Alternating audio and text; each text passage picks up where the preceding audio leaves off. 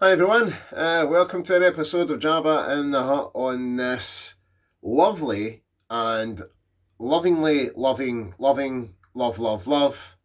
of days of Valentine's Day. Yes, that's right, it's Valentine's Day, everybody. So I hope you bought your spouse flowers, chocolates, anything that would tantalise their appetite for love in such a way that would make them love you even more on one day. You know what I mean? So yeah, can't say I didn't do it. I did it as well. You know what I mean? Like we had a nice wee night yesterday because we're going to a gig tonight, um, and we're going to have a great time. Yeah, basically, welcome to the episode and welcome to Valentine's Day Love Fest. I know I've not been on much. I've been kinda on hiatus for the last couple of weeks. Just because, just try to get the feeling back a wee bit. You know what I mean? Like after feeling a little bit low and a little bit high. It's I've took some time. Obviously, I had some time off, so I could have really done a video then about the recent results, like the Dundee result and stuff like that. But you just sometimes you can't be arsed, and that's it. So you just go on with it. You know what I mean? Like you just go on with it. You don't worry about anybody. You just go on with it, and that's it. Happy to see you, whoever's watching. So yeah, basically, I'm coming on to talk about recent events that have happened. Obviously, so we've had a couple of tough results, really. Um, we've had a good transfer. Well, when I say a good transfer window, I mean we've got bodies in the door. That's what it is, basically. We've got players in that couldn't get a game with their other clubs, so we decided to take them on. For me, it wasn't exactly the best transfer window, to be honest, because Celtic never spent a penny again. But I'll tell you what my opinion is about that at the end of this video. And we'll see if you agree. Now, listen, this is just my opinion. I'm not saying anything to wind people up. I'm just letting people know my thoughts and what I think about Celtic. I know I should probably change the name to like the Celtic, opinion podcast or, YouTube channel. But I like Jab in the Hut because I like to do other things sometimes. I like to talk about movies and stuff. Which people are probably on here saying, well, why don't you talk about movies? Because you don't know a fucking thing about football. You're right, I don't. But at the end of the day, at least I try. And I think my predictions have kind of came up right because I was watching a couple of videos back, and a lot of my predictions kind of ended up correct. Like the fact that Sean Maloney probably will be in, and he is in, and he's pretty much taking coaching. Martin O'Neill's just basically the figurehead for all of this, but I don't care about that because the team's winning. You know what I mean? Like the team's absolutely digging in, and they're finding ways to win the games. So yeah, we come off against Dundee. A kind of first hard home game, I would say. I think that was us coming back for the Bologna game. I think I don't really know. I'm not too sure. Can't really remember. Anyway, blah de blah de blah. I think. Oh no, we won 1-0 against Falkirk. That was right. Negrin, lovely header. So he won us the game. Negrin, the masterful Sabitio player that he is. And I'm saying that because mostly all the time he just stands still. And any time I see him really running, is he's trying his best. That's what he can say. He's a big bit of a boy, I think. So for him to like kind of run everywhere, a bit like Maida and all that, is a bit of a hard task to ask. But he's certainly our top goal scorer, and you can't leave him out of the team because he can get you a goal. So that's the good thing about Negrin. He always pops up. I just wish he was a little bit stronger in the ball when it comes to like bigger games. I just kind of wish he would step up to the programme with that kind of thing. But he's good at scoring the goals that matter, and he scored that one against Falkirk, and I think he got one against Dundee as well. I think he did. But anyway, At the end of the day, Negron's our top scorer, and that's just it. That's how the cookie crumbles. So we won against Dundee, hard game against them. Everybody thought we were going to trounce them, but the way the team's been playing, we're just kind of grinding out results. I think with everything that's happening, with obviously the fans fighting with the board, which I'm kind of hoping stops, at some point, because it's getting a little bit. To me, I think it's time to knuckle in, everybody to knuckle in and start supporting the team. Because this board's going to be here. You can boycott all you want. I get it. I understand why people boycott. I get it. I'm starting to feel that way where if you do boycott and you do sit out the stadium, then you're not supporting the team. And I feel like people are human beings. They react to different things. I don't think human beings or football players react well to empty stadiums, as we've seen during the COVID stages. Top players love the fans being there. They love spurring them on.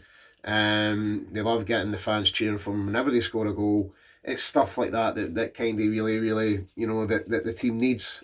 So that's why I think it's probably an important time for the team. Because we got a result against Dundee, then we got a result against Livingston. Again, I thought Livingston came and they played okay. Once Hatate gave away that penalty, which I don't understand, I'll come on to him as well. It just makes me kind of go like, oh, all right, okay. Is this what's going on? But we'll come to that anyway. Got a good result against Dundee. Then we come on to Livingston, got another good result. I had to wait until the tail end, and then we've obviously got a new transfer in Oxlade Chamberlain, the big Ox. He ends up scoring the goal to clinch the game, and a fantastic goal, I might say. I think he's absolutely brilliant. As soon as I heard we were getting him, I was quite pleased. Very, very pleased, because at the end of the day, he's a top professional. He's a top player. He's been good at every single team he's been at. It's just unfortunate that, his moves haven't really worked out for him, and he's got injuries and stuff like that. So I think we just need to kind of make sure that he's okay. Obviously, he can't play in the Europa League games, which is a bit difficult because Engels caught an injury. So that kind of gives us a little bit of panic. But what I will talk about with the Livingston game is the fact that Hatate gave away a penalty. Now, we could have been comfortable in that game. And this is the thing that I'm going to say about Hatate. I think I'm done with him. I think I'm done with him as well. Because I'm done with Ralston. I'm done with Hatate.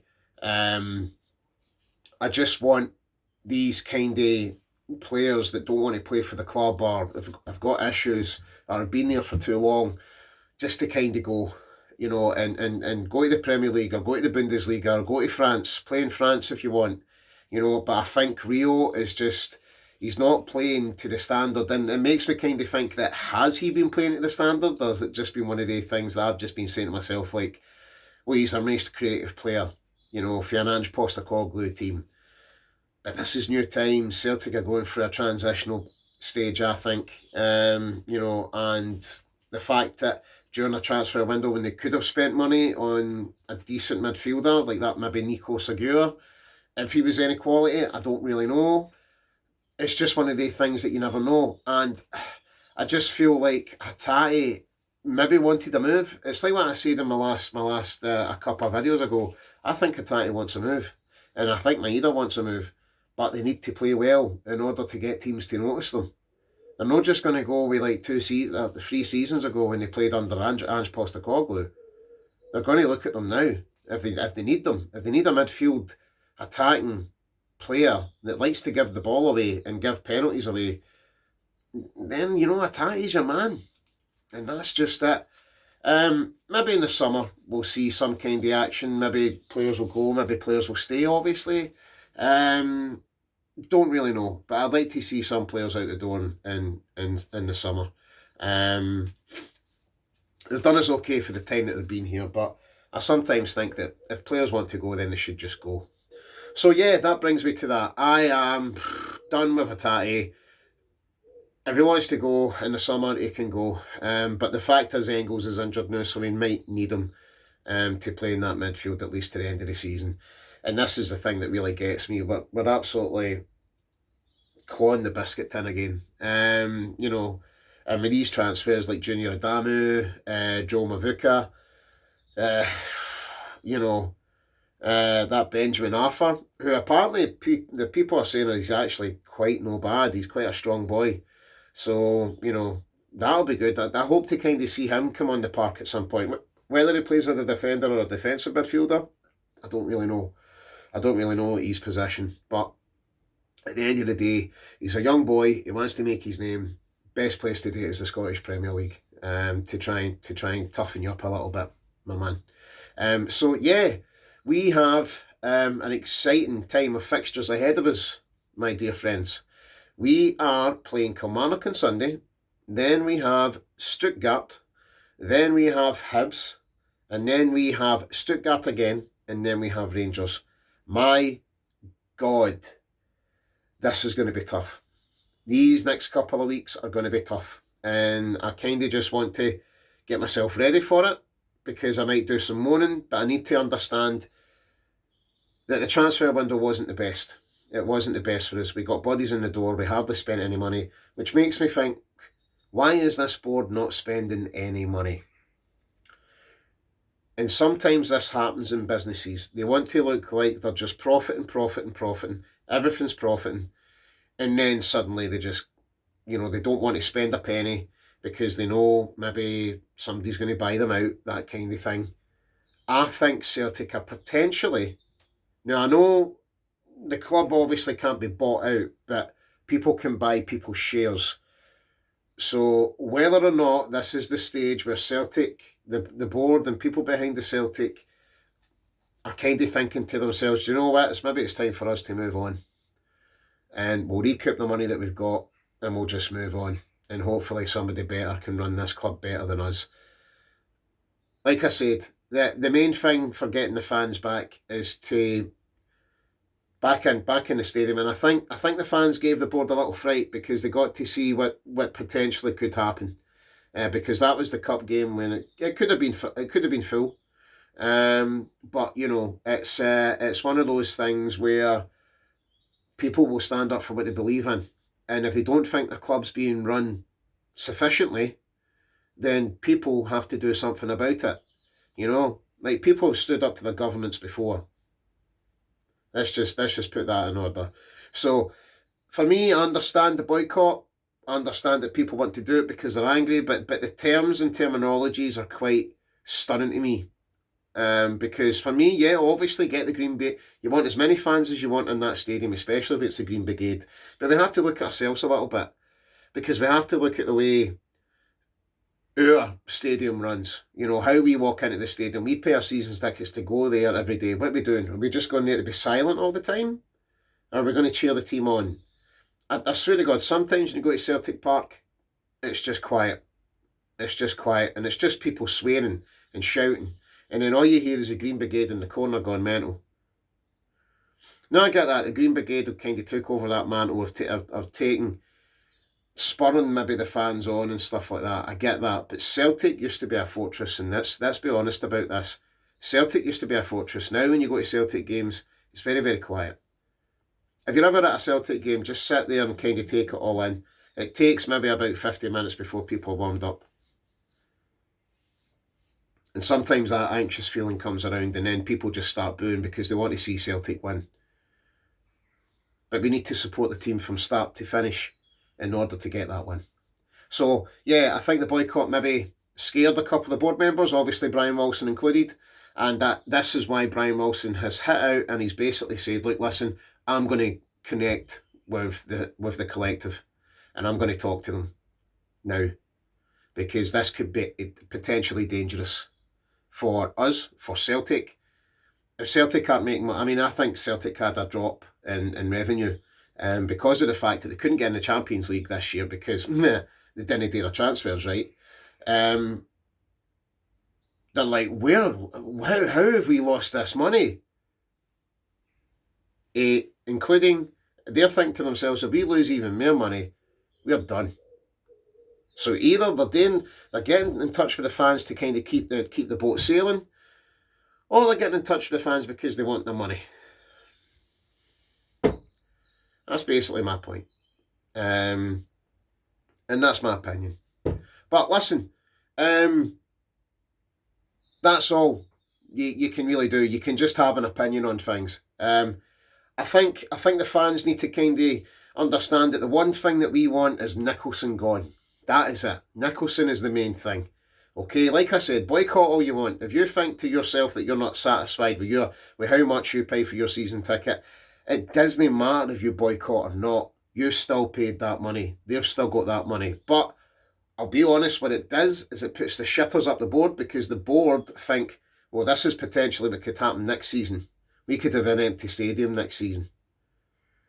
They need to sell their seats, and that's their main priority. So, listen, I think the collective are doing a good job at it now, but I just think that the last demands were a little bit a little bit raw, a little bit like they were just thinking about the atmosphere.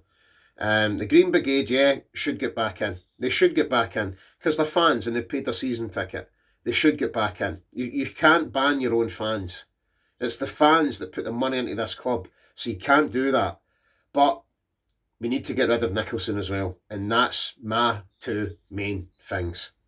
Okay, the good thing is about the meetings with Brian Wilson as well. Another thing that the collective wanted was to get the YouTube media or the social media aspect back into the Celtic club to get everything kind of going, because to be honest, that is the future.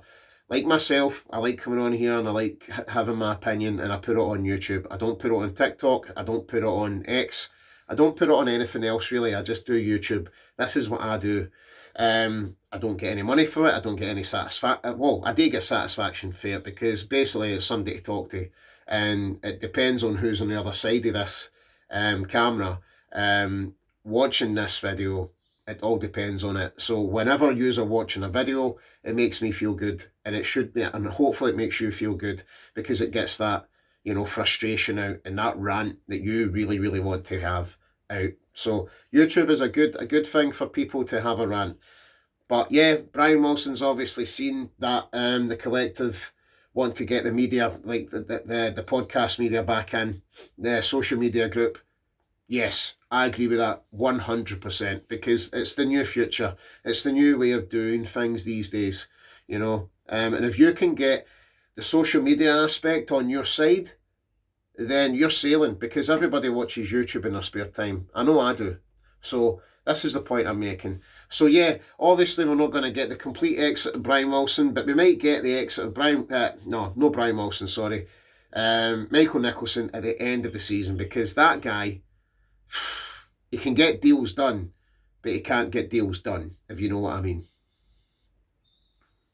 It's making it really, really embarrassing for Celtic to get deals done, because all we're doing is negotiating and stuff like that. That Joe Mavuka thing, I was up in fucking air with that, because of the fact of the matter is, oh, he's failed his medical test. Oh no! And then the next thing it's like, oh, but we were going to spend $3 million on him. Oh no! And then they're like, and then what they do is they go and they renegotiate and they say, oh well, listen, we'll just take him on loan with an option to buy then. Not spending any money again. Something's stinking. It is. Something is stinking. And it's a money grab thing. I think something's going to happen at the end of the season. But, we'll see what happens. Preferably, I'd like this fucking season to just end, because it has been a fucking mind warp of a season. Anyway. Like, listen, if you're doing something, it means everything. Okay? And if you're doing something this weekend, I'm going to watch rugby. I'm going to watch Scotland versus England. Come on, the Scots! And beating the English. Longshanks. Freedom. So I'm going to watch that. And I'm going to get a couple of friends down before we go to this gig. If you really want to know what I'm going to see, I'm going to see Fozzy. Yeah. So I'm really looking forward to it. Really looking forward to seeing Chris Jericho put somebody in the walls of Jericho, or a code breaker, or anything really. So yeah, it's going to be interesting. But listen, I'll see you later. Have a good weekend, okay? Whatever you are doing, stay safe, and I hope you're not too bad the next day. Alright, I'll see you later. Cheerio, bye. Come on to Celts, and come on to Scotland.